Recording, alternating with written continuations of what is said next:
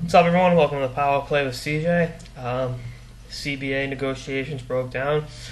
Uh, it's the inevitable lockout is upon us. Regular season games will be canceled within 24 hours, and the one thing we were all trying to avoid is happening, and it's really it's too bad. The NHL couldn't come to an agreement with the Players Association, and like I've talked about ad nauseum here, it's pure greed, and like I said, I didn't want to come to this, but it has. It's too bad. Bill Daly said it, quote unquote, wasn't very encouraging, and it's just something you don't want to hear. You're screwing the fans, the players, the people that work upon, that depend upon the NHL for their source of livelihood, and it's too bad. But what are you gonna do? I think on these petitions, I love the tenacity fans are showing, but it's not gonna do anything, and that's a sad part. And now, I can sit in front of this computer for the next 10 weeks and just talk about it, and nothing's gonna change. And that's the sad reality of it is that they make money off us, but we have no say in them screwing us. And I think they're overthinking the obvious. That they're willing to lock themselves out of a full season and lose $3.3 billion, but over trying to screw the players. I mean, come on. I think Batman's quote a few weeks ago that we were overly fair during the last negotiations, which is complete bullshit. If you think about it, being fair is right in the middle. You can't be overly in the middle. It's impossible. Gary, look up the your grammatical skills there. And they're all. And I mean, I'm not totally throwing it all on Batman, but I will say this: 3 lockouts in 18 years, he's going to be a Hockey Hall of Famer just because he's the commissioner. I mean, that just isn't right. They had 2 opportunities this year and in '94 to overtake the NBA. I remember in '94 there was a piece in Sports Illustrated why the NHL is hipper than the NBA, and then 3 months later they lock out and miss half the season, and that really came back. Then this year, ratings were high.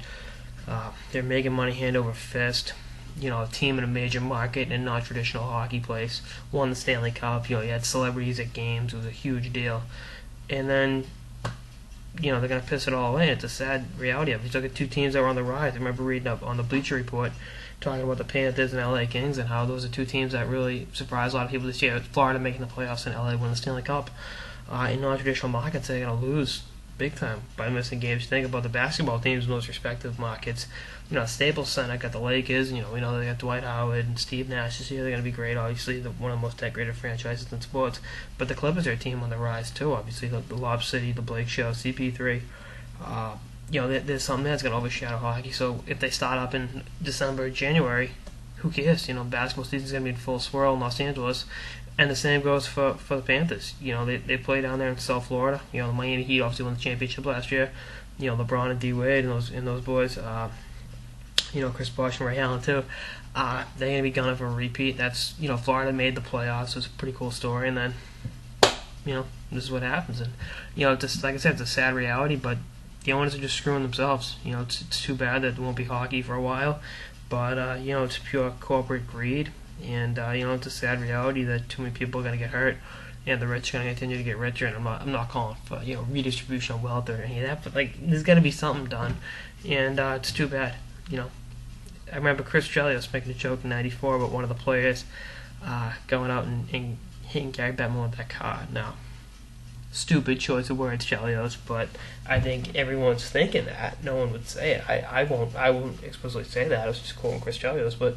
Plus, I don't want a car, so I couldn't hit Bettman. But, it's too bad. You look at Bettman, you just see greed.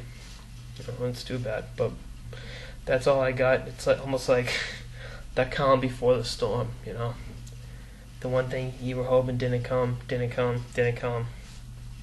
here. It's like, And, you saw the writing on the wall, but, the overly optimistic view of playing 82-game season this year isn't going to happen. And, it's too bad. So...